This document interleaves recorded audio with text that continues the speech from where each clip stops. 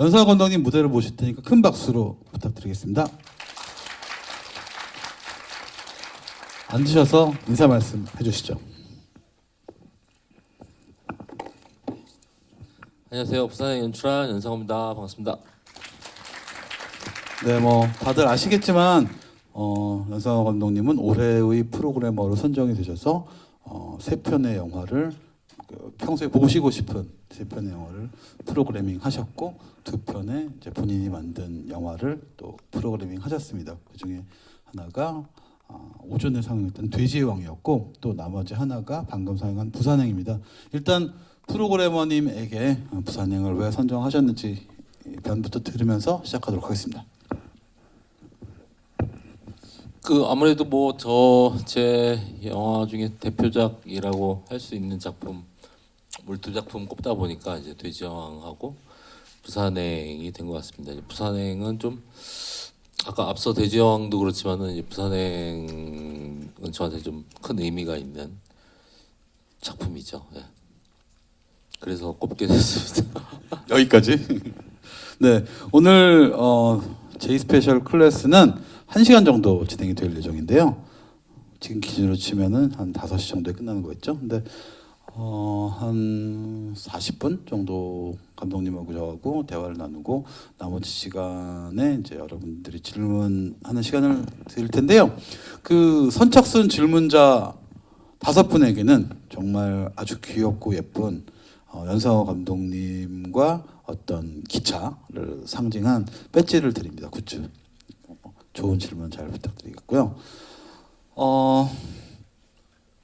부산행은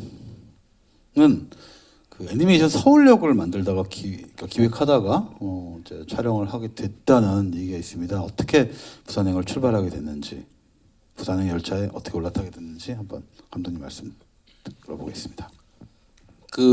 뭐 혹시 오늘 오신 분 중에서 부산행 처음 보신 분도 계신가요?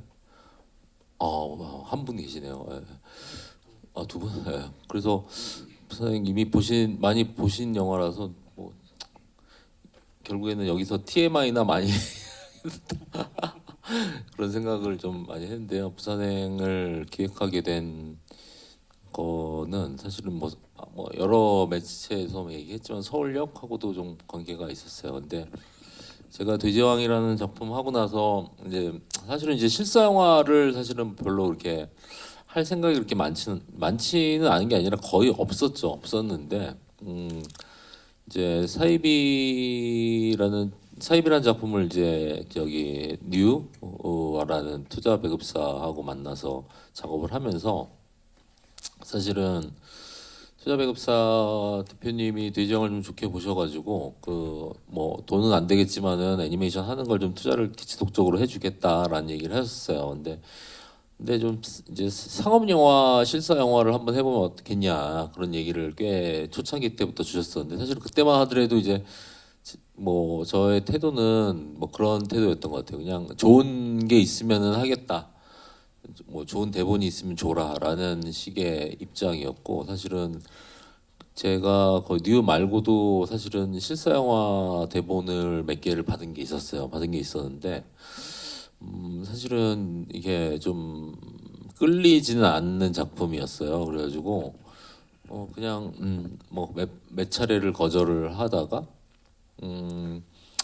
이제 투자배급사의 지금은 이제 뭐 클라이맥스라고 하는 저랑 지옥 같이 제작 같이 했던 그 변승민 대표가 당시에 이제 뉴의 투자팀 대리였었는데 저 담당이었어요. 저 담당이어가지고 사입이 할 때도 뭐 얘기를 많이 했는데 이제 그런 얘기를 하더라고요. 계속 이제 실사 영화를 한번 해보지 않겠냐. 근데 이제 나도 그럼 좋은 거 시나리오 있으면 줘라라고 하는 입장이었는데 시나리오를 주진 않더라고요. 주진 않으면서 그냥 계속 실사 영화 해볼 생각 없냐 뭐 그런 얘기를 이제 하다가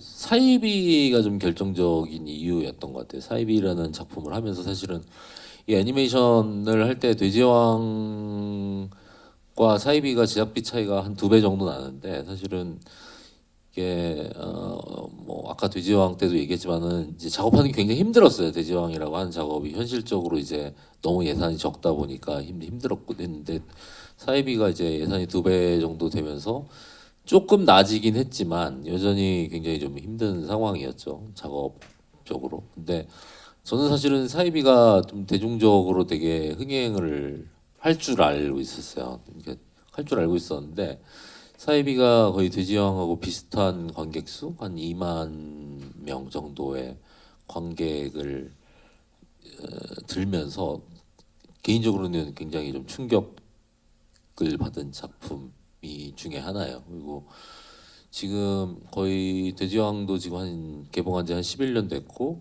이제 사이비도 이제 꽤 오래됐죠. 꽤 오래됐는데 제가 했던 작품 중에서 손익분기를 못 넘은 작품이 몇 작품이 있는데 그 중에 한 작품이 사이비였어요. 사이비가 사실은 작품 내적인 평가하고는 별개로 사실은 그 손익분기가 절반이 안 됐었어요. 물론 액수가 굉장히 작긴 하지만 어차피 근데 이제 저희 같은 입장에서는 그 작품을 작업하는 것만으로 사실은 뭔가 이렇게 그러니까 기대 수익이 나온다기보다는 이 작품을 해서 잘 돼야 좀 뭔가 되는 건데 이게 보이질 않더라고요. 그 뭐라고 해야 되나 어떤 게 그래서 사실은 이제 서울역이라는 작품을 좀 기획을 하면서 서울역이 또 사이비보다는 제작비가 한 2배 정도 많은데 중간 서울역을 작업하던 중간에 이제 마케팅비라든가 뭐 이런 것들을 좀 받았을 때 비슷한 거예요. 이 돼지왕 마케팅비나 사이비 마케팅비나 서울역 마케팅비가 비슷하다 보니까 이게 조금 흥행이 좀 뻔히 보이더라고요. 흥행이 좀 안 되겠는데 이거 그래서 이제 제가 이거 이렇게 되면 흥행이 너무 안 될 것 같은데라는 얘기를 했을 때 그 뉴에서 이제 그 얘기를 이제 꺼낸 거죠. 이제 만약에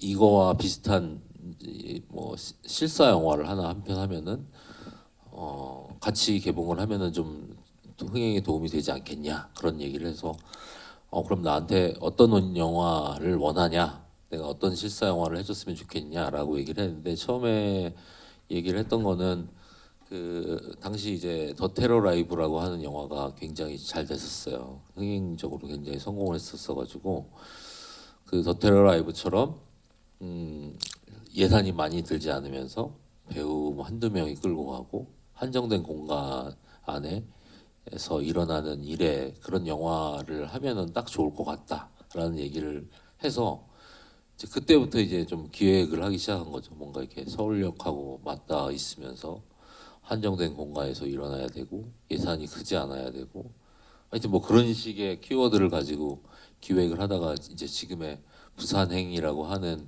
초반에 기획이 나왔어요. 그래서 기차 안에서만 일어나고 밖에서는 이제 뭐 좀비 사태가 일어났는데 뭐 이제 그런 식의 이제 처음에 초반에 틀을 짰죠. 근데 초반에 틀을 짜서 투자 이제 반응은 되게 좋았어요. 이런 약의 하이 컨셉의 영화 좋다. 그랬는데 이제 그게 이제 투자 심사로 넘어갔을 때 좀 우려점이 있었어요. 그게 이게 좀비 영화가 이게 사람들한테 혐오감을 줄 텐데 이거 흥행이 안 될 것 같다. 그래서 초반에는 투자 심사에서 좀 떨어졌었죠. 근데 당시에 이제 그걸 진행을 이제 투자를 통과시킬 뉴라고 하는 회사의 그 투자팀 중에서도 이 영화 프로젝트를 반드시 통과시키겠다라는 팀과 절대 안 된다라는 팀이 좀 양분이 돼 있었어요. 그래서 반드시 통과를 시켜야겠다라는 팀끼리 회의를 했는데 이제 회의를 하다가 그때 당시에는 부산행이라고 하는 영화가 한 40억 정도에 찍을 수 있는 되게 작은 규모의 영화였는데 투자를 통과시켜야겠다는 팀 쪽에서 지금 규모를 키워보자. 차라리 이걸 블록버스터 느낌으로 좀 가보자. 라는 이제 의견을 줬어요. 차라리 이제 이게 좀비물이라고 해서 좀 너무 작게 가는 것보단 차라리 외연을 한번 더 키워보자. 뭐 기차도 충돌하게 하고 뭐 하여튼 뭐 그런 거를 좀 만들어 보자라는 얘기가 나와서 오히려 좀 캐릭터들도 더 많아지고 좀 뭔가 기차 밖으로 나가기도 하고 더 액션적인 요소들이 되게 좀 많은 식의 컨셉으로 사실은 수정을 했죠. 그 부분이 사실은 이제 통과가 됐어요. 사실은 통과가 돼가지고 지금 이제 부산행이라고 하는 영화가 시작되게 됐죠. 네. 그러면 어쨌든 이제 이게 실사가 결정이 나고 부산행이 들어오기까지 또 그렇게 긴 시간이 걸리진 않았다고 들었는데요. 네, 뭐 사실은 제가 그때 서울역 작업을 이미 하고 있을 때였고 서울역 작업과 부산행의 이제 시나리오 작업을 병행하고 있었어요. 병행하고 있었어가지고 근데 저는 이제 뭐 시나리오 부산행 때 시나리오를 거의 한 회의를 6개월 넘게 했던 것 같아요. 6개월 넘게 했었고 물론 이제 6개월 동안 시나리오를 만든다는 게 사실은 뭐 긴 시간은 아닙니다만 6개월 넘게 시나리오 회의에 회의를 거듭했던 것 같고 그리고 처음 실사 영화를 하는 거다 보니까 뭐 요청 같은 게 굉장히 좀 많이 있었어요. 그래서 처음에 제가 기획했던 부산행이라고 하는 영화는 조금 지금 나온 작품보다는 좀 많이 다크한 느낌이 좀 있었고 그리고 오히려 여기 영화에서 나오는 뭐라고 해야 될까요? 그 김미성 선배 용석이 있는 칸에 그 씬들이 있잖아요. 뭐 너 감염됐으니까 나가라고 하고. 근데 그 영화 전체가 사실은 조금 그런 뭐라고 해야 되나요? 그런 쟁점으로만 되어 있는 영화였던 것 같아요. 예, 그랬었는데 이제 여러 요청들 뭐 요청들이 뭐 액션이 더 강했으면 좋겠다. 뭐 했으면 좋겠다. 이게 몇몇 요청들이 있었어요, 사실은. 그래서 그거에 따라서 사실은 이제 시나리오들을 다시 짜고 하는 과정들이 있었습니다. 근데 이렇게 팀 간의 의견 대립이 굉장히 심했다고 했는데 어쨌든 이렇게 뭐 사이즈를 키워서 이렇게 나가는 팀의 의견이 승리한 건 어떻게 승리를 하게 된 건가요? 그 사실은 그 과정에서 이 투자 심사를 준비하던 팀들이 노력을 되게 많이 해줬어요. 노력을 많이 해줘서 그 근거 부산행이라고 하는 영화가 흥행을 할 것이다라는 근거를 데이터로 되게 많이 준비를 많이 했었어요. 뭐 아시다시피 뭐 부산행이 나오기 전에 이제 월드워 제트 같은 이제 월드워 제트가 이제 한국에서 한 500만 정도를 받기 때문에 이 부산행이라고 하는 영화가 한 그 정도 이상에 갈 수 있는 좀비물이라고 해서 단지 이제 그 너무 이렇게 흥행이 안 되진 않을 것이다라는 거를 그 한국에서 개봉한 여러 좋은 사례들을 그 데이터를 리포트를 한 거죠. 리포트를 되게 많이 준비를 해서 피칭을 제가 되게 열심히 한 걸로 알고 있어요, 내부에서. 그래서 이제 결국에는 통과를 시켰죠. 어떻게 해서든. 근데 그 중에 그 와중에도 되게 여러 일이 있었는데 뭐 피칭도 많이 하고 뭐 뭐야 내부에서 이제 또 거기 또 대표님들끼리의 어떤 뭔가 이거 꼭 해야 된다 뭐 이런 느낌의 어떤 그런 약간 입김 같은 것도 좀 들어가고 그러다 보니까 이제 결국에는 그거를 이제 이건 안 된다라고 했던 분들의 열정보다 이걸 해야 된다라는 열정이 이기게 된 거죠. 사실은 이기게 돼가지고 들어가게 됐죠. 사실 뭐 이 뉴 입장에서 애초에 40억 정도의 자그마한 프로젝트를 기획할 수밖에 없었던 사정도 이해는 되거든요. 그러니까 감독님이 아까 말씀하셨듯이 애니메이션만 해왔지 사실 실사화를 찍어본 적도 없고 어디 연출부 같은 걸 해본 적도 없기 때문에 뭐 그렇게 됐었을 것 같은데 감독님 심정은 어땠어요? 그러니까 이런 걸 한 번도 안 해본 상황 속에서 내가 이제 이렇게 커다란 실사 영화를 해야 된다라는 게 주어졌을 때 이거 뭐 어떻게 해야 되나 이런 고민 안 하셨나요? 사실은 시나리오 단계에서 되게 좀 많이 고민이 있었어요. 뭐 이게 내용적인 면에서 사실은 제가 그 전에 했던 영화들하고 내용적인 면에서 워낙에 좀 다르다 보니까 제 연출을 이거를 할 수가 있나라는 생각들이 좀 되게 좀 강하게 있었어요. 강하게 있었고 중간에 제가 시나리오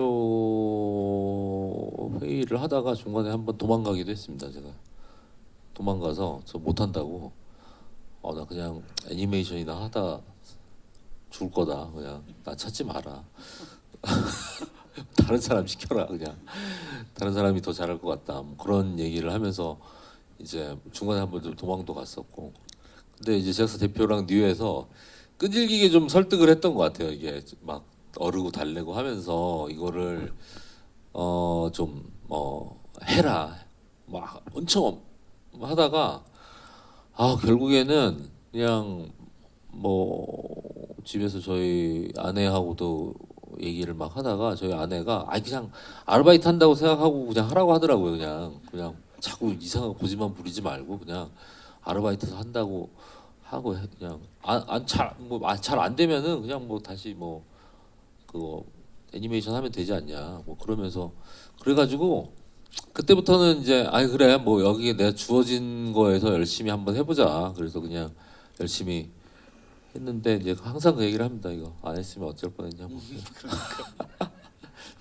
근데 어쨌든 이렇게 이를테면 애니메이션이라는 거는 내가 원하는 캐릭터를 내가 원하는 모양대로 만들어 가지고 내가 원하는 동작을 하게 할 수 있는데 사실 이 실사 영화라는 거는 되게 물론 애니메이션도 굉장히 수많은 사람과 협력 작업을 하지만 이 영화라는 거는 일단 진짜 1초에 얼마짜리가 들어가는 수많은 사람들이 협력을 해서 만들어 나가야 되는 것이고 또 내가 내 마음대로 컨트롤 안 되는 배우들하고 어떤 작업을 같이 해야 되는 건데 어떤 그런 것들을 막상 임할 때 좀 많이 다르고 많이 좀 힘들진 않았나요? 저는 아예 몰랐어요. 이 영화를 어떻게 찍어야 되는지에 대해서 아예 몰라가지고 진짜로 저 애니메이션 하듯이 찍었어요. 애니메이션 하듯이 찍어가지고 아마 근데 지금 돌이켜 생각해 보면은 왜 촬영 현장에서 그 수많은 배우들과 스태프들이 나를 이상하게 생각했는지를 몰랐어요. 저는 진짜로. 왜냐면은 애니메이션 같은 경우는 이게 솔직히 이제 애니메이션이라고 하더라도 자기가 원하는 대로 그린다라고 하지만은 원하는 대로 그려지지가 않아요. 사실은 자기가 원하는 그림이라고 하는 거는 여러 번 고쳐야지만 이게 원하는 그림이 나오지 사실 한 번 그린다고 해가지고 원하는 그림이 나오진 않거든요. 그리고 그림을 또 혼자 그리는 게 아니잖아요. 여러 명이 그리는데 내가 아닌 사람이 내가 원하는 그림이 나온다라고 하는 거는 사실은 한 번에 그렇게 나올 수는 없고 되게 여러 번의 리테이크가 있어야지만이 원하는 그림이 나오는데 그게 리테이크라고 하는 건 사실은 다 예산이죠. 그러니까 제지왕이나 사이비 할 때도 제가 원하는 100%의 컨디션일 수는 없어요. 사실은 없는데 저는 근데 이제 제일 다른 거는 시스템적으로 다른 거는 애니메이션도 예산이 적다 보니까 제가 생각하는 원하는 그 콘티 그림들이 있거든요. 딱 그대로만 그려요. 그대로만 그려서 붙이면은 그냥 그게 거의 편집이 끝인 상태인 거예요. 근데 저는 이제 부산행이라고 하는 영화를 거의 그렇게 찍었어요. 이제 프리프로덕션 단계에서 회의를 하고 촬영 감독님이랑 콘티 작가랑 뭐 무술팀이랑 CG팀이랑 어떤 식으로 찍자, 어떻게 콘티를 짜서 딱 찍자라고 하는 거를 계획에 세워놨었는데 저는 진짜로 촬영장 가서 딱 그렇게만 찍었어요. 그렇게 찍고 그냥 원래 계획했던 대로 나오면은 그냥 오케이인 거예요. 이제 그러다 보니까 나중에 아는 건데 이게 실사 영화 찍을 때는 그 뭐라고 해야 하나요? 백업이라고 해야 되나? 나중에 이제 편집에서 뭔가를 바꿀 수 있게 막 이렇게 많이 찍어 온다고 하더라고요. 마스터샷 같은 거 마스터샷도 찍고 앵글 되게 다양하게 뒤집고. 근데 그런 게 하나도 없었어요. 부산에는 그냥 완전히 그냥 콘티대로만 그냥 다 찍는. 콘티대로 딱 보이면 일단 오케이. 그리고 거기서 현장에서 편집해가지고, 그러니까 이게 현장에서 편집한 편집본 외에 편집본이 나올 수가 없는 상태.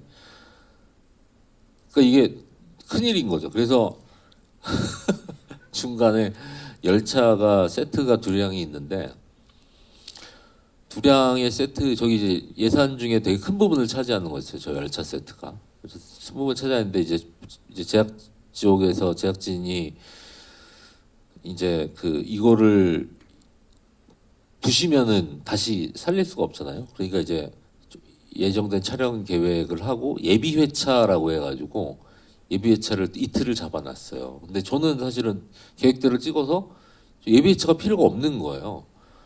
예비 회차 놀게 생긴 거죠. 이제 놀게 생겨서 이제 예비 회차 더 찍을 게 뭐냐라고 이제 물어봐서 나 다 찍었는데 내가 원하는 거. 그래서 이제 이거 이제 안 되잖아요. 이게 안 돼서 이제 그 현장에서 편집본을 급하게 이제 투자사에다 보냈죠. 보내가지고 지금 우리 예비 회차가 이제 이틀 있는데 이거 이틀 지나면 이걸 다 부셔야 되니까 의견이 있으면 빨리 줘라 하고 이제 투자사에 보냈는데 투자사에서 딱히 의견이 없다라고 얘기를 줘서 이 예비 회차 2회차를 안 쓰고 이제 부셔버렸죠. 그걸 부셔버리고 그러고 나서 현장 거의 편집할 게 없었어요 사실은. 이게 왜냐면은 그냥 현장 편집이 실제 편집 거의 비슷해. 다르지 않습니까? 그리고 편집할 수도 없었어요. 편집 다른 샷 테이크가 있어야 편집을 하지 이게 편집이 없었죠. 이제 그렇게 그냥 막 그렇게 찍은 거예요. 사실 제가 그 부산에서 그 열차 달고 열차 세트장을 제가 방문했었잖아요. 그래갖고 뭐 다른 이제 기술적인 얘기를 적으려고 갔었는데 아무튼 현장에서 만나는 영화 그 관계되는 감독님 빼고 이제 그 제작사 뭐 이제 투자사 분들은 뭐 진짜 감독님이 뭐 빨리빨리 오케이가 난다고 다른 영화들은 이렇게 큰 영화 하면은 막 어째 더 마스터샷을 많이 찍고 불안하니까 이렇게 뭐 편집을 못할까봐. 그런데 이분은 데뷔하는 분인데 막 오케이 빡빡 난다면서 약간 자랑인지 걱정인지 모를 말을 되게 미묘한 웃음들을 흘리면서 막 그러시더라고요. 그래갖고 이거는 뭔가 했었는데 이런 사정이 있었던 저는 거군요. 어느 정도였냐면은 뭐 이제 조 감독이 이제 레디 액션을 하잖아요. 그러면은 감독이 컷을 한단 말이에요. 컷을 하는데 보통은 이제 배우가 그 찍기로 한 부분이 있잖아요. 그럼 배우가 이제 연기를 좀 하고 좀 더 여유 있게 한 다음에 컷을 하잖아요. 저는 제가 컷을 하는 게 제가 편집해서 자를 때를 컷을 하는 줄 알았어요. 그래서 풀샷을 찍다가 배우가 대사를 하고 있는데 풀샷을 여기까지만 쓰고 뒤에 대사는 타이트로 찍어야지 그러면은 대사를 하는 중간에 컷! 여기서 컷을 할 거야 나는. 거의 뭐 그 정도였으니까 거의 그냥 아무것도 몰랐죠 사실은. 요즘에는 대단하네요. 요즘엔 그 정도는 아닙니다.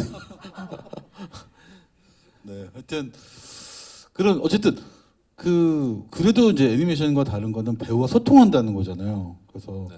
소통시켜서 배우에게 어떤 연기를 뽑아내는 것 그것이 어떻게 보면 영화의 본질 중에 하나인데 그런 건 어떻게 좀 성의를 많이 보였죠. 성의를 많이 보여서 매 촬영 날 아침에 이제 분장실에 가서 이제 배우들이 이제 분장을 하고 있으면은 배우 한 명 한 명한테 이제 오늘 찍을 분량을 어떻게 찍겠다라는 설명을 했어요. 그러니까 오늘 찍을 씬에서 내가 확실하게 건져내야 되는 거는 뭐다.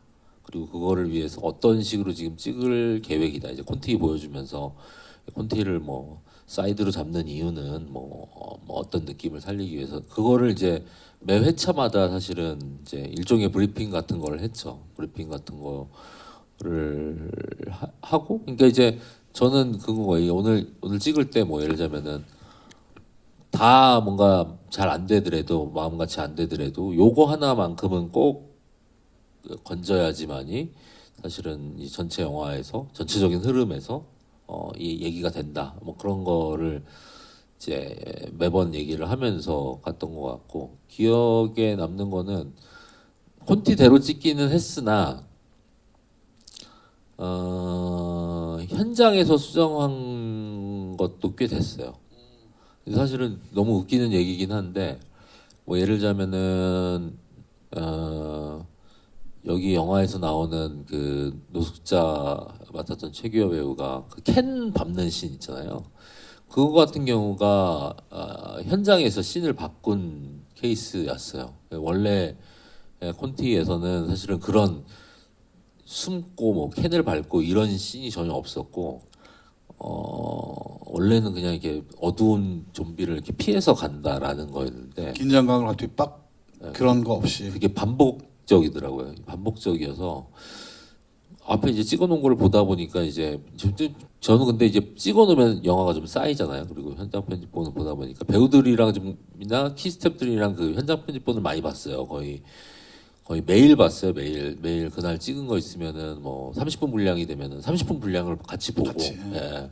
그런데 중간에 이제 그런 의견이 나왔어요. 이게 내일 모레 정도에 이제 거기를 찍는데 약간 반복되는 게 아니냐라는 얘기가 나와가지고 반복되는 거 맞는 것 같다. 다른 상황이 필요할 것 같다. 그래서 이제 키 스태프들끼리 모여가지고 다른 상황을 어떻게 만들 것인가라고 얘기를 해서 뭐 이렇게 캔을 밟는 샷 같은 게 사실은 그거는 되게 큰 수정 중에 하나였고 그 다음에 또 되게 크게 수정한 것 중에 하나가 이제 엔딩에 그 좀비 질질질 끌려가는 장면 있잖아요. 그 장면이 원래 없었어요. 시나리오에 없었는데 그것도 마찬가지로 이제 현장 편집본들을 키스텝들이랑 많이 보다 보니까 이제 촬영 감독님이 아마 얘기를 했을 거예요. 지금 이게 기차를 애를 안고 달려가다가 타는 게 조금 긴장감이 떨어지지 않냐. 그래가지고 뭔가 좀 액션이 좀 추가가 돼야 되지 않겠냐라고 얘기를 해서 제가 사실 무술 감독님한테 얘기를 했죠. 뭐 이렇게 안고 달리다가 좀비가 한 마리 옆으로 와가지고 뭐 이렇게 친다든가 이게 액션 합이 좀 더 필요하지 않겠냐라고 얘기했더니 무술 감독님이 아니 그거는 만드는 거는 뭐 문제는 아닌데 그거 넣는다고 해서 뭐가 바뀔까요? 뭐 그런 얘기를 하시더라고요. 그래가지고 이 무술 감독님 얘기도 좀 일리가 있는 거예요. 그리고 뭐 그거 하나 합이 생긴다고 해서 뭐가 바뀌지는 않을 것 같다. 그래서 이제 그 촬영 전에 이제 거기 촬영은 좀 한 달 정도 이제 시간이 남아 있을 때였는데 이제 가서 그림을 좀 그렸죠. 그래서 이제 그 기차에 끌려가는 그 좀비들 때를 그림을 그린 거예요. 그래서 아 이걸 좀 추가를 해보자 그럼. 촬영 중에 사실은 그걸 얘기를 했죠. 근데 키스텝들이 조금 당황을 했었어요. 왜냐면은 이게 너무 큰 씬이다 보니까. 근데 다행인 거는 제가 좀 촬영을 좀 빨리빨리 하다 보니까 좀 회차가 좀 많이 줄었어가지고 좀 예산이 좀 세이브가 된 상태였어요. 그래가지고 뭐 예산도 세이브 돼 있으니까 뭐 만들 수 있을 것 같다 해가지고 이제 추가된 그런 케이스였죠. 방금 뭐 그 추가하시는 과정에서 이제 본인이 그림도 그리고 뭐 그 그렇게 얘기하셨는데 뭐 애니메이션 하시다 보니까 뭐 CG에 대한 이해도 높고 뭐 그러셨을 것 같아요. 그러니까 내가 처음으로 실사 영화를 만들지만 또 애니메이션을 만들었던 출신이기 때문에 유리했던 점도 있었을 것 같아요. 뭐 CG에 대한 거는 뭐 그래도 조금 다른 감독님 뭐 그렇다고 해서 애니메이션 했다고 해서 뭐 아주 뭐 빠삭하게 안다기보다는 조금 더 아는 편이었죠. 왜냐면 뭐 제가 애니메이션 할 때 뭐 직접 뭐 합성 같은 것도 하고 뭐 했었기 때문에 어떤 과정으로 이게 만들어지는지에 대한 거는 사실 있었는데 부산행이 사실은 CG가 그렇게 많은 영화는 아니었어요. 사실은 부산행은 CG가 뭐 거의 뭐 다 그냥 사람이 다 한 케이스여가지고 의외로 CG가 그렇게 많지는 않았죠. 사실. 그리고 대신에 뭐 그런 거는 있었어요. 좀 뭔가 처음 하는 거다 보니까 좀 스태프들한테 잘해야겠다. 스태프들을 좀 내 편으로 좀 만들어 놔야겠다. 그래서 제가 일단 스텝 공략을 좀 스텝 공략에 대한 생각들을 되게 많이 했죠. 프리프로덕션을 할 때. 근데 현장 가면은 사실은 이게 막 진짜 막 아무리 뭔가 개인이 뭐 유명한 배우라든가 권력이 강하더라도 사실은 쪽수가 많으면은 거기에 쪽수 많은 게 제일이거든요, 사실. 그러다 보니까 이 스텝 중에서 이제 가장 쪽수가 많은 팀부터 공략해야겠다. 그래가지고 촬영 감독님한테 엄청 잘했어요. 촬영 감독님 왜냐하면 촬영팀이 숫자가 꽤 많고 사실은 촬영팀보다 더 많은 게 조명팀이거든요. 근데 조명이랑 촬영은 사실은 한 몸이기 때문에 촬영 감독님한테만 잘하면 되겠다 싶어가지고 촬영 감독님이랑 초반에 이제 술 엄청 마셨어요. 술 엄청 마시고 조명 감독님하고 이제 촬영팀이랑 사전에 술 엄청 마시고 이제 그러다 보니까 이제 촬영이랑 조명이 거의 스텝 30배 절반 되거든요. 그러니까 일단은 그렇게 관계가 좋게 시작을 했죠. 시작하고 그 외에도 뭐 이상팀이라든가 뭐 좀 이렇게 열심히 잘했죠. 첫 영화고 그래가지고 제가 첫 영화고 그래서 감독 진행비라는 게 있습니다. 그 영화를 찍는 동안에 감독이 이제 뭔가 진행하라고 이제 진행인데 이제 첫 영화다 보니까 이제 한 달에 50만 원 정도를 이제 감독 진행비로 줬어요. 근데 이제 제가 부산행 하면서 전체 스텝을 팀별로 이제 회식을 하겠다. 근데 보통 촬영팀 회식하면은 그냥 1차에서 한 70만 원 나와요. 70만 원 나오니까 한 달에 50만 원 가지고는 이게 뭐 되질 않더라고요. 그래서 진짜 제 돈을 엄청 써가면서 전체 스텝 회식을 사실은 막 했었죠. 예. 초보 감독의 성공 노하우는 역시 회식이었군요. 스텝들한테 잘하는 게 그게 엄청난 그 감독한테는 힘이 됩니다. 네. 네, 영화 지망생 계시면 꼭 참고하시기 바라겠습니다. 그 어쨌든 서울역으로부터 출발해서 부산행으로 왔는데 좀비를 다룹니다. 사실 뭐 이 부산행 이후에 K 좀비라는 단어까지 생기고 이제 뭐 진짜 뭐 쫙 K 좀비들이 나오기 시작하죠. 근데 어쨌든 그 이전엔 아까도 말씀하셨지만 서울역을 그걸 만들 때만 해도 좀비가 한국에 나와야 돼? 뭐 이런 사실 흔치도 않았고 그 뭐 과거 영화에도 있기는 있는데 이렇게 막 존재감이 확실한 좀비들은 별로 없었던 것 같아요. 근데 이제 좀비를 이렇게 한국 서울에 또 부산 열차에 출몰시키게 되신 배경은 뭔가요? 좀비물을 원래 좀 좋아했던 것도 있고 좀비물이라고 하는 게 갖는 재미 같은 것도 분명히 있는 것 같아요. 근데 이제 좀비 영화가 사실은 B급 영화에서 상당히 사랑을 받는 이유 중에 하나는 사실은 예산이 많이 들지 않는다라는 것도 되게 큰 것 같아요. 예를 들면 뭐 다른 크리처물 같은 경우를 한다라고 한다면은 그 크리처를 만들어야 되잖아요. 근데 좀비 같은 경우는 과거의 그런 좀비 영화들을 보면은 그냥 사람이 그냥 연기를 하는 거잖아요. 그러다 보니까 예산은 적으면서 뭔가 이게 기묘한 되게 뭐 어떻게 보면은 뭐 초반에 이제 뭐 지금이야 이제 좀비물이 되게 재난물의 하나가 됐지만은 좀 뭔가 이제 뭐라고 해야 되나 오컬트적인 요소 외에 그런 크리처 돈이 적게 드는 크리처인데 그런 조악함 같은 게 주는 느낌들이 되게 좋았던 것 같아요. 저도 워낙에 또 감수성이 이제 마이너 감수성이다 보니까 막 그런 조악함 같은 것을 좀 사랑하는 게 있죠. 이제 그런 것들이 좀비물에 대한 관심 같은 게 되게 커졌던 것 같은데 사실은 상업 영화로서 좀비 영화의 가능성을 제가 봤던 거는 이제 잭 스나이더 감독의 이제 새벽의 저주 리메이크작이죠. 그 조지 로메로의 작품을 리메이크한 건데 새벽의 저주를 당시 봤을 때 깜짝 놀랐어요. 너무 재밌어가지고 사실은 그 전에 좀비 영화를 제가 좋아했던 건 예를 들자면은 피터 잭슨 감독의 데드 얼라이브 같은 작품들을 보면은 거기 물론 크리처도 나오지만은 막 뭐랄까요 데드 얼라이브 보신 분 계시? 내가 사실은 여기 프로그램에 데드 얼라이브 넣을까 했는데 거기 데드 얼라이브에서 좀비로 보면은 쭉 이어서 좀비 목사랑 좀비 여자랑 해요 둘이 막 해서 애기 좀비가 막 나오래요.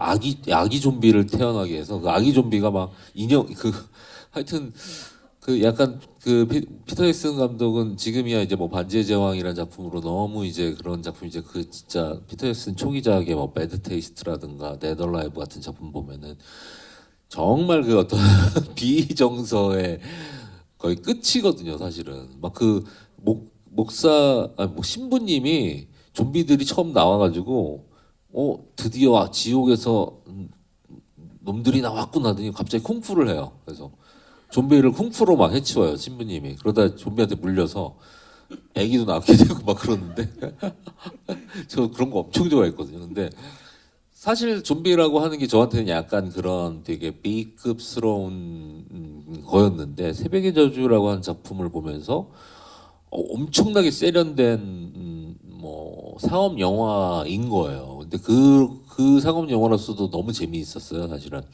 그리고 나서 이제 월드 워 제트 같은 작품. 근데 마침 그때 그 좀비물이 한국에서 내가 최근에도 지금 우리 학교는 그 감독님한테도 그런 얘기를 했는데 사실은 부산행이 탄생하게 된 거는 지금 우리 학교는 영향도 되게 컸어요. 왜냐하면은 지금 우리 학교는 그 넷플릭스 드라마 지금 우리 학교는 한참 뒤에 나오긴 했지만은 이미 웹툰 지금 우리 학교는이 사실은 되게 웹툰에서 인기를 끌고 있었고 저는 사실 그 지금 우리 학교는 말고도 몇몇 좀비 웹툰들이 사실은 인기를 끌고 있는 걸 봐서 이거 대중들이 좀비를 대하는 태도 같은 게 사실은 되게 이미 되게 대중적인 장르로 받아들이고 있다. 단지 이제 수면 위로 올라오지 못했을 뿐이지라는 느낌 같은 게 있었어요. 거기에 이제 월드 워 제트라고 하는 작품이 이제 흥행을 하면서 이건 확실하게 대중성 있는 작품으로 갈 수 있다라는 확신 같은 게 있었죠. 근데 물론 그거를 제 느낌인 거지 설명을 하기는 힘들지만은 근데 그거를 이제 아까도 얘기했듯이 많이 도와줘가지고 통과를 시키게 된 거죠. 근데 네. 초반에 좀비물을 이제 부산행을 준비할 때는 좀 난감하긴 했어요. 이 좀비를 어떻게 만들어야 하는가. 그러니까 당시에 이제 비슷한 시기에 나왔던 뭐 그러니까 아시아 좀비 영화를 좀 봐야겠더라고요. 이제 아시아 좀비 영화를 홍콩 물론 그것도 B급 영화긴 하지만 홍콩에서 나왔던 좀 B급 좀비 영화들 같은 것들을 이제 레퍼런스로 봤는데 이제 좀비 분장 어떻게 할 것인가부터 시작을 했죠. 근데 이제 홍콩 레퍼런스 영화들을 보니까 이제 이 서양하고 비슷하게 이제 여기 얼굴에가 눈두덩이를 이렇게 올려가지고 눈이 파헤쳐 푹 들어간 해골처럼 만드는데 이게 서양 사람들은 이 얼굴이 입체적이잖아요, 사실은 입체적이어서 여기다 이렇게 살짝 올려가지고 해골처럼 만드는 게 안 이상한데 한국 사람이 이거를 동양 사람이 이거를 특분을 하니까 완전히 무슨 가면 쓴 사람처럼 되는 거예요. 그래가지고 그때부터 이제 이거를 이런 식으로 가서는 안 된다라는 것부터 시작을 한 거죠. 좀비를 할 때. 그래서 이거는 분장을 하면 안 되겠다라는 생각까지도 갔어요. 그래서 이제 얼굴의 특분을 최소화하자. 그리고 움직임에서 이걸 줘야겠다. 근데 이제 움직임에서 줘야 된다라고 하는 것도 너무 난감해지기 시작한 거예요. 그래서 지금도 제가 기억이 남는 게 좀비 영화를 찍는다, 좀비 배우를 캐스팅을 이제 한다라는 것 모집을 몇 명을 했어요. 근데 이제 오디션을 보는데 자기가 생각하는 좀비 연기를 한번 해줘 보세요. 그러면 대부분 하는 게 이거였어요. 이거였는데 제가 반도 할 때도 비슷하게 이제 했는데 반도 완전히 다 브레이킹 막 일어나고 기춤 같은 막 거 거의 그건 기본이더라고요. 이게. 그래서 이게 굉장히 뭔가 이게 전문화가 됐구나라는 생각이 들 정도였는데 그때는 진짜 이걸 어떻게 해야 될지 모르겠다라는 생각이 있었고 그래서 이제 여러 안무가들 하고 미팅을 하는 와중에 이제 지금 이제 좀비 안무를 해주신 안무가 분을 만나게 돼서 몇 개의 레퍼런스들을 이제 받아보다가 지금의 모습이 됐죠. 제가 질문 하나만 더 드리고 여러분께 질문권을 넘기도록 하겠습니다. 이 중에 여기 계시는 분들 중에 서울역 애니메이션 보신 분도 계신가요? 많지는 꽤 많으시네요. 그래도 이 편차를 생각해 보면 1,100만 대 16만이었나요? 제 16만인데 제 만든 애니메이션 중에 제일 잘됐습니다. 사이비가 2만이었기 때문에 돈도 많이 벌었어요. 그렇네요. 근데 서울역에서의 좀비의 느낌하고 이 부산역에서의 좀비는 굉장히 다른 존재잖아요. 그러니까 이게 그렇죠. 사실은 그게 서울역은 사실은 이미 제작에 들어가 있었던 상태고 사실은 부산행을 촬영할 때쯤에는 서울역은 이미 완성이 된 상태였어요. 완성이 된 상태였는데 이제 뭐 사실은 저희가 뭐 이게 서울역이 부산행의 뭐 프리퀄이다라고 물론 그게 약간 홍보 마케팅이긴 했는데 사실은 이게 두 개가 완전히 연결될 수는 없는 식의 환경이었어요. 왜냐면은 서울역이라고 하는 거는 쉽게 얘기해서 이제 투자사 입장에서는 아웃 오브 안중인데 서울역과 맞추기 위해서 부산행을 어떻게 하겠다라는 계획을 세울 수가 없는 거죠, 사실은. 그 부산행은 독자적인 영화로 성공을 위해서 모든 게 맞춰줘야 된다라는 그런 거였기 때문에 뭐 예를 들면은 서울역에서 이랬기 때문에 부산행에서 이래야 된다라는 주장을 필 수 있는 환경 자체가 아니었어요, 사실은. 아예 생각이 없었거든, 서울역은. 근데 어쨌든 간에 이제 일단 부산행을 살리고 보자. 부산행이라는 작품을 이 지금 뭐 제가 제일 많이 들었던 얘기가 부산행 자체가 되게 어떻게 보면 좀 챌린지가 있는 프로젝트였기 때문에 이것만 잘 되면은 사실은 뭔가 된다. 그것만 생각해라라는 이제 사실 제 입장에서도 뭐 맞았죠. 실사 데뷔작이기도 하고 있으니까 여기에서 뭔가 흥행이 실패한다든가 뭐 이래 버리면은 사실은 그동안 사실은 제일 좋을 때가 가능성을 품고 있을 때가 좋지. 현실화 됐을 때 잘못되면 큰일 가능성이 없어지는 순간 이제 그 사람이 뭐 없어지는 거라서 이제 어떻게 보면은 항상 저 사람 실사하면 참 잘할 것 같아라는 얘기만 들었었지. 그러다가 갑자기 실사를 했는데 뭐 아닌데?라고 하면은 이제 그 끝이잖아요. 그러다 보니까 이제 부산행이라고 하는 프로젝트가 반드시 좀 성공을 해야 되는 프로젝트였던 것 같습니다. 네. 서울역 부산행 관계가 그러면 부산행과 반도의 관계는 그러니까 이건 프리퀄 시퀄의 관계는 아닐 텐데 이 반도는 확실한 또 시퀄도 아니지 않나요? 물론 뭐 맥락은 따라가지만 반도는 이게 사실은 근데 그게 되게 좀 힘들었어요. 이 반도라고 하는 작품도 사실은 반도 같은 경우는 마찬가지로 뉴에서 어떤 뭔가 시퀄이 나와야 된다라는 얘기를 했었고 한동안은 제가 그 시퀄에 대해서 조금 반대를 하는 입장이었는데 뭐 제가 이제 부산행을 통해 가지고 배웠던 교훈 중에 하나가 너무 고집 부리지 말자라는 이제 교훈을 좀 배웠는데 이제 될 수 있으면은 반도에서 이제 부산행에서 나왔던 어떤 좀비의 특성 같은 것들을 쓰려고 했는데 이제 사실은 그게 좀 힘들었어요. 왜냐면은 부산행에서 나오는 좀비들은 부산행이라고 하는 영화의 조건에 특화된 사실 좀비였거든요. 뭐 예를 들자면은 그 기차 안에서 뭔가 얘기를 끌고 가야 되는데 기차 안에서 끌고 가야 되는데 이게 기차 안에서 있을 일이 별로 없거든요, 사실은. 있을 일이 별로 없어요. 없다 보니까 중간에 얘기 나왔던 게 이제 우리나라 KTX 타고 가면은 터널들이 되게 많으니까 어두워졌다 밝아졌다 하는 타이밍을 가지고 뭔가를 줄 수 있지 않겠냐. 그래서 이제 사실은 부산행을 기획하면서 좀비들이 어두워지면 못 본다라는 그런 특성을 갖추게 됐는데 이게 부산행이라고 하는 영화 내에서는 사실은 상당히 뭔가 의미를 가질 수 근데 있는 반도의 좀비도 마찬가지인데 반대 좀비들 같은 특성이 있어요. 같은 특성이 있어가지고 반도가 내내 밤이에요.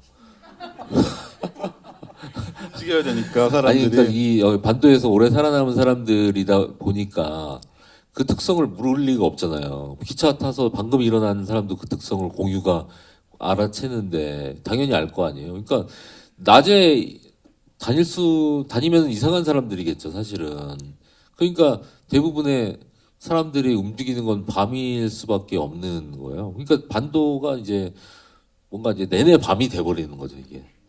근데 이게 뭐 하여튼 그러다 보니까 이제 다른 컨셉들을 가지고 온 게 사실은 이제 뭐 카체싱이라든가 이제 다른 요소들이 좀 들어왔고 개인적으로 반도 같은 경우는 반도를 되게 하고 싶다라는 마음을 제가 끌었던 게 뭐냐면은 그 포스트 아포칼립스물을 좀 해보고 싶었어요. 사실은 이제 포스트 아포칼립스라고 하는 건 멸망 이후의 세계를 배경으로 한 영화를 되게 좋아하는데 저도 사실은 한국에서 영화를 하면서 포스트 아포칼립스물을 할 일이 별로 없습니다, 사실은.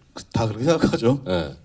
그러다 혹성 보니 탈출을 갑자기 우리가 만들 일이 그쵸. 이게 뭐 호성 탈출 같은 영화를 뭐 멸망 후에 포스트 아포칼립스 세계를 영화로 할 기회 자체가 사실은 그렇게 많지는 않거든요. 그래서 어떻게 보면은 포스트 아포칼립스를 한번 해볼 수 있는 뭐 거의 마지막 기회인 것 같다라는 생각으로 이제 하게 된 거죠.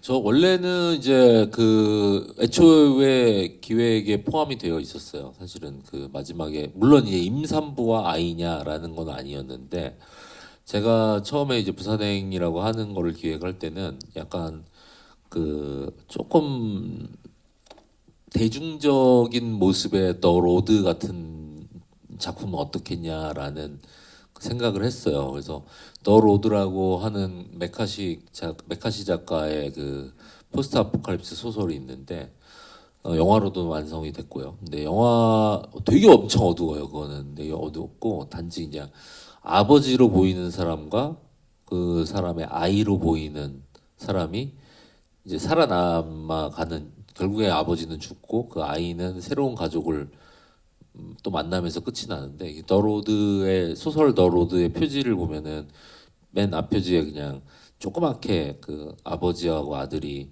그 손을 잡고 있는 그 표지가 있어요. 근데 그게 사실은 되게 좀 마음을 끌었었고 약간 그런 식의 엔딩이면 좋겠다. 그래서 사실은 그 더 로드에 있는 그 마지막 그 뭐야 그 표지에 어른 아버지하고 아들이 이제 조그맣게 점처럼 손을 두 개 잡고 있는 그림이 있었는데 사실은 그 그림에 이게 터널 모습만 넣어서 뭔가 이게 아버지와 아들 같은 느낌이 손을 잡고 엔딩 터널에서 씬이 이제 그런 모습이었으면 예, 좋겠다. 그러면은 좋겠다라는 게 사실은 정해져 있었고 대신에 아버지 이제 더로드에서는 사실 그 아버지 역할을 하는 사람이 그 죽고 아들이 혼자 살아남는 듯한 엔딩이 있는데 그게 사실은 그 포스트 아포칼립스물에서는 되게 큰 의미가 있다고 생각을 했어요. 뭐 예를 들자면은 세대가 교체된다. 그 전에 아버지의 세대에서 새로운 세대로 넘어간다라고 하는 게 사실은 아포칼립스물에서는 상당히 의미적으로 아포칼립스 장르에 되게 큰 의미라고 생각을 했거든요.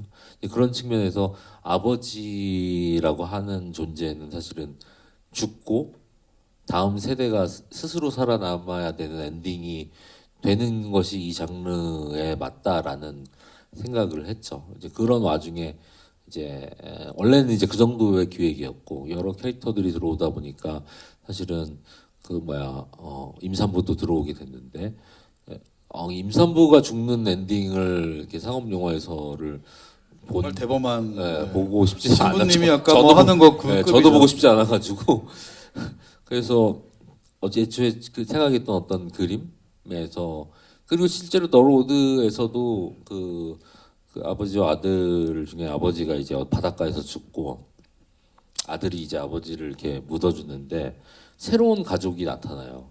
새로운 가족이 나타나서 이제 새로운 가족이 형성이 되면서 끝이 나거든요.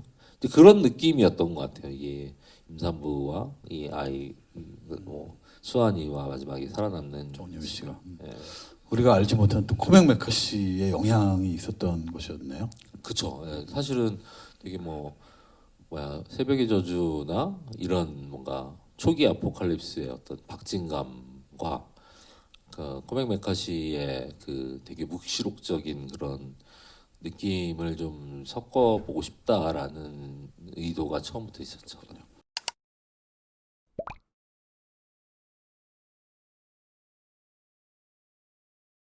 재밌었던 에피소드? 촬영하면서 재밌었던 에피소드.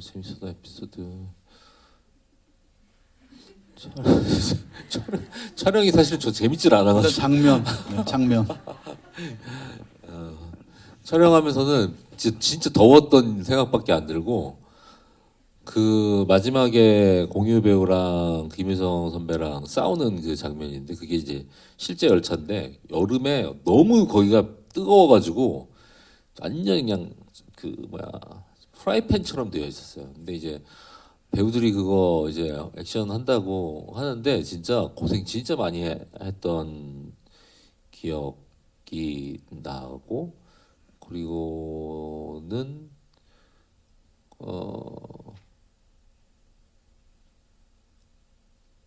여기 이제 뭐 약간 이게 기차 안에서 좀 일어나는 거다 보니까 저희가 물론 이제 실제 KTX에서 찍은 건 아니지만은 그 협조들이 많이 되었어야 됐어요. 뭔가 기차 하다못해 어디 뭐 시골역 비슷한 데라도 가서 뭘 찍어야 되는 상황이 있었는데 조금 협조가 좀 잘 안 됐어요. 이게 코레일에서. 아니 이제 뭐 저희가 이제 뭐 대본도 보내고 그러잖아요. 이러이러한 영화를 찍는다니까 이제 협조 좀 해주세요. 근데 이제 좀비 영화를 이제 여기 찍는다고 하니까 이제 되게 싫어하더라고요. 되게 싫어하면서 진짜 협조가 안 돼가지고 와 진짜 이게 막 뭐 기차에서 찍어야 되는 소스 같은 거 있잖아요. 뭐 바깥에 지나가는 풍경 같은 거 찍어야 되는데 그런 거 이제 협조도 안 해주고 그러니까 미쳐버리겠는 거예요. 그래서 그런데 영화가 개봉하고 나서는 너무 잘 되니까 우리 지금 정석용 선배라고 그 저기 뭐야 기장님 했던 명예 기장이 되셨어요. 코레일에서 명예 기장이 되시고 코레일에서 좀비 열차라고 해서 부산까지 가는 열차가 따로 편성되고 성공해야 되는군요. 그런 게 좀 재미있었던 촬영장에서 재밌었던 건 아니었던 그리고 장면?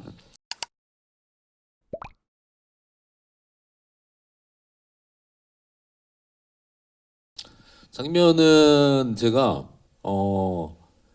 사실은 투베사랑 마지막까지 엄청 싸웠던 것 중에 하나가 공유 배우 이제 서구가 죽는 장면인데 이제 죽는 장면을 그림자로 이렇게 보여주잖아요. 전 그 장면 되게 좋아했거든요. 근데 투자사에서 이거를 이게 그림자로 갑자기 죽는 거 아니까 안 된다. 얼굴 나와야 된다. 비장한 내가 희생하는 그 비싼 배우를 캐스팅해 놓고 지금 뭐야 이거 얼굴도 안 나오게 죽는 거지 이거 어떡하냐. 그래서 제가 막 엄청 싸웠어요 제가. 그리고 실제로 안 찍었어요 그거를. 그 소스가 아예 없었어요. 그랬더니 재촬영하라고 하더라고요. 나 재촬영 못 한다고. 이거 진짜 이거 그 얼굴로 보여주면은 진짜 큰일 난다 이거. 막 그랬더니 뭐 고성이 오가는데 결국에 제가 이겼습니다. 잘 이기셨습니다.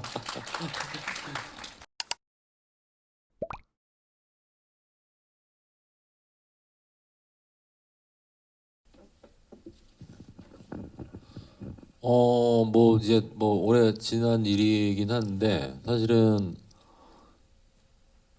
뭐 그때 당시 당연히 이제 배우가 공유 배우 같은 경우는 서구 역할을 캐스팅할 때 딱 공유 배우 같은 이미지였어요 사실은. 그리고 어느 정도는 공유 배우를 생각한 것도 사실이고 근데 아주 운 좋게 이제 공유 배우가 빨리 이거를 해준다고 해가지고 하게 됐고 두 번째 캐스팅에서 두 번째로 이제 고민했던 게 이제 상화라고 하는 그 마동석 선배가 맡은 캐릭터였는데 원래는 상화가 약간 연하남 컨셉이었어요. 연하남이었어요.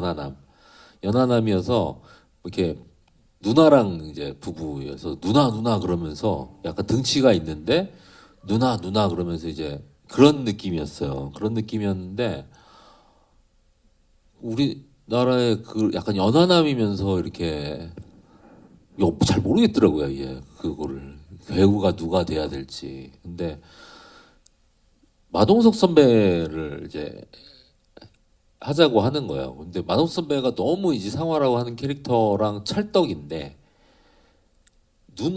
마동석 선배가 누나라고 이거 어떻게 해야 되지? 이제 그러다가 마동석 선배한테 이제 보여줬는데 마동석 선배가 이제 또 하신다고 하셔가지고 그 설정을 이제 바꿔야 되는 상황이 온 거예요. 그래서 근데 이제 대본을 처음에 이제 만들어가지고 투자사한테 돌렸을 때도 상화라고 하는 캐릭터에 대한 그 호감도가 되게 높았는데 이게 연하남이어서 되게 높은 게 있었는데 그 연하남 설정을 뺀다?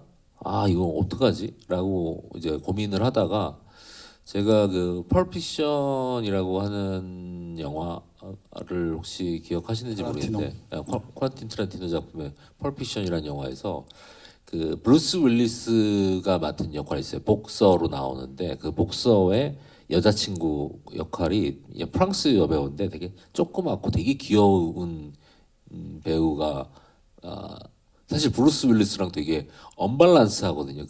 이 역할이. 근데 브루스 윌리스는 그 조금 그 자기 여자친구 한테 막 꼼짝도 못해요.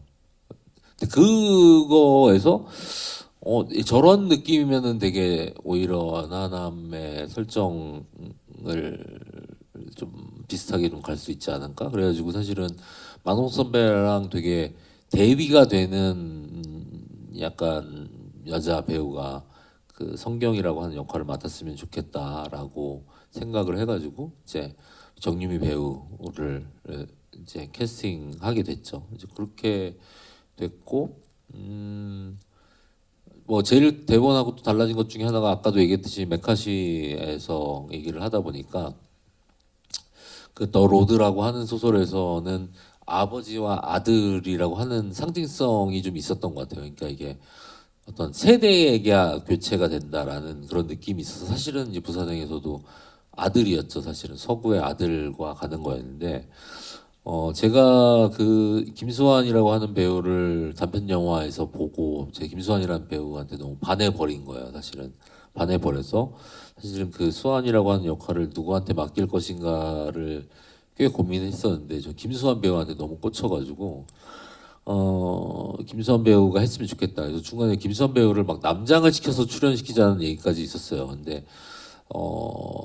이게 굳이 아들일 필요 없을 것 같다. 딸이어도 전혀 상관이 없을 것 같다. 해가지고 이제 전체적으로 이제 대본을 고쳤죠. 고쳐가지고 뭐 그랬던 기억이 납니다. 감독님 마지막으로 관객분들께 이 부산행과 이별하는 입장에서 인사 말씀 부탁드립니다. 부산행 제가 돼지왕이랑 사이비를 작업을 할 때도